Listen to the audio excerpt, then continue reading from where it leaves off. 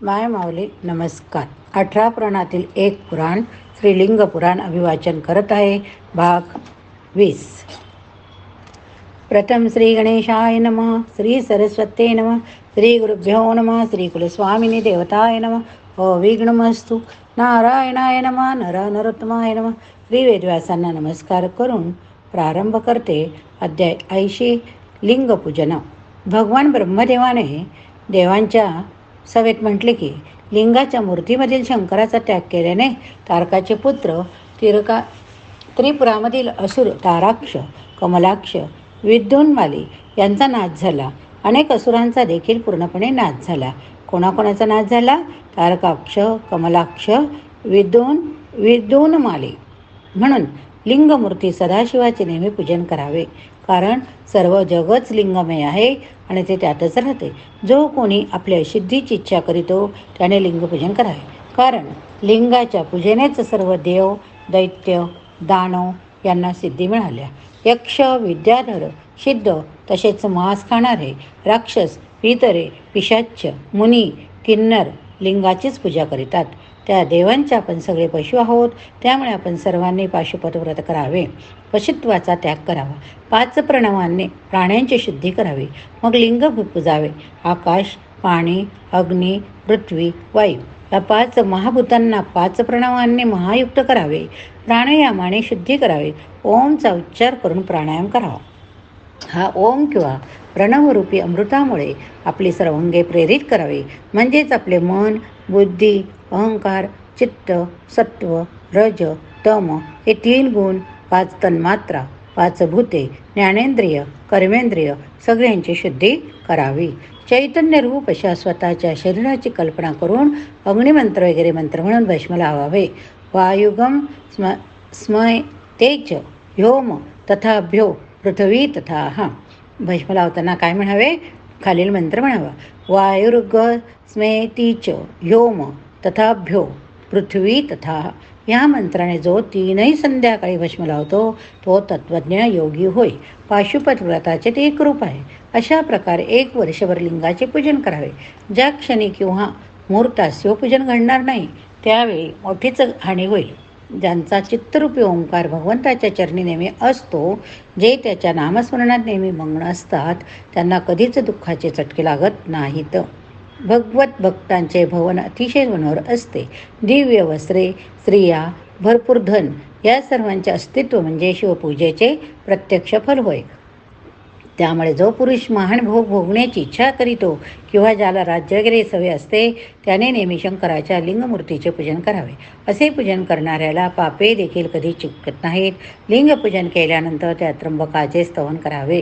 ब्रह्मदेवाच्या उपदेशाप्रमाणे इंद्रादी देवांनी तेव्हापासून शिवपूजन पाशुपत व्रत करण्यास आरंभ केला. अध्याय 81. व्रजवाहनिका विद्या. व्रजवाहनिका विद्या. ऋषी म्हणाले, हे श्रेष्ठा, आपण हे अघोर रूप आम्हाला विस्तार करून सांगितले, त्याचा निग्रह करून सांगितला. तेव्हा आता वज्रवाहिका विद्या अशी आहे की तिच्यामुळे वज्रपूजन केले असता त्या वज्राची यथायोग्य रचना करून अभिषेक केला असता ते सिद्ध होते. तसेच अभिषेकानंतर त्यावर सोन्याच्या अक्षरांनी लिहायला हवे. तसेच विद्वानाने ते व्रज घेऊन मंत्राचा अक्षर लक्ष जप करावा. म्हणजे मंत्रात जेवढी अक्षर असतील तेवढे लाख वेळा हा जप करावा. त्यांच्या 1/10 वेळा कुंडामध्ये तुपाने वहन करावे.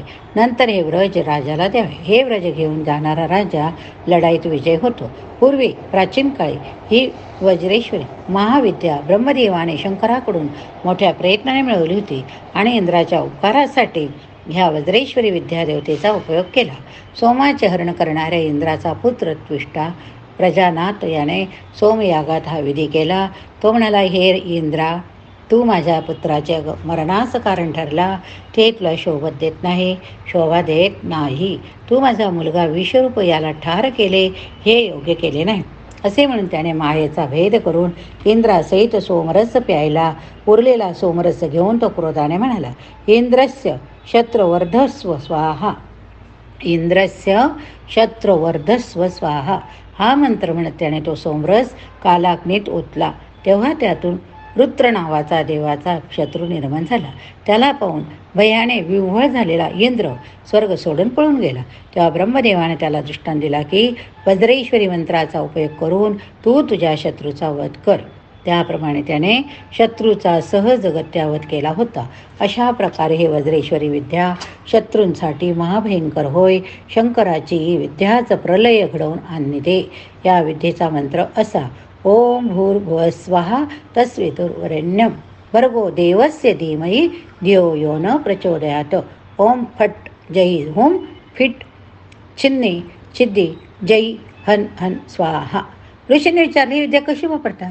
सूत म्हणाले, वंशीकरण म्हणजे कुणाला तरी अवश करणे, आकर्षण म्हणजे आपल्याकडे खेचून घेणे, विद्वेष म्हणजे कोणा दोघा व्यक्तीत द्वेषभावने उत्पन्न करणे, उच्चारण म्हणजे दुसऱ्याच्या मनातील स्थिरता नष्ट करणे, आणि स्तंभन म्हणजे जसे चाय तसे एखाद्याला थिजवणे म्हणजे क्रियाशून्य करणे, मोहन म्हणजे मोहित करणे, ताडन म्हणजे मारणे, उत्पादन, छेदन, मारण, प्रतिबंधन तसेच सैन्याचे स्तंभन एवढे सगळे प्रकार सावित्रीद्वारा करता येतात.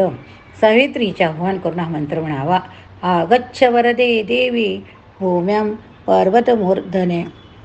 या मंत्राने देवीची प्रार्थना करावी की खालील मंत्र म्हणावा: आगच्छ वरदे देवी भूम्यां पर्वतमूर्धनी. या मंत्राने देवीची प्रार्थना करावी की हे वर देणाऱ्या देवी, तू जमिनीतून पर्वताच्या शिखरावर ये. देवीचे विसर्जन करताना पुढील मंत्र म्हणावा: ब्राह्मणेभ्यो अनुज्ञाता गच्छ देवी यथा सुखम. म्हणजे हे ब्राह्मणाच्या द्वारा अनुज्ञात होणाऱ्या देवी, तू सुखाने जा. आपल्या शत्रूचे वंशीकरण वगैरे कर्म करायच्या आधी या मंत्राचा जप करावा. काम झाल्यानंतर हवन करावे. देवीचे विसर्जन करावे. जाती पुष्पे किंवा करवीर पुष्पे यांनी तुपाने अग्नीत हवन करावे, किंवा तीळ, लांगलवेलीची फुले, मध, हत्ती, घोडा, हुंट यांचे रक्त असे वेगवेगळे पदार्थ हवन करण्यासाठी वापरावे. म्हणजे वेगवेगळे कर्म होतात. अध्याय 82 मृत्युंजय त्र्यंबकम महामंत्र. कोणता मंत्र? मृत्युंजय त्र्यंबकम महामंत्र. ऋषींनी विचारल्यावरून सुद्धा सांगू लागले.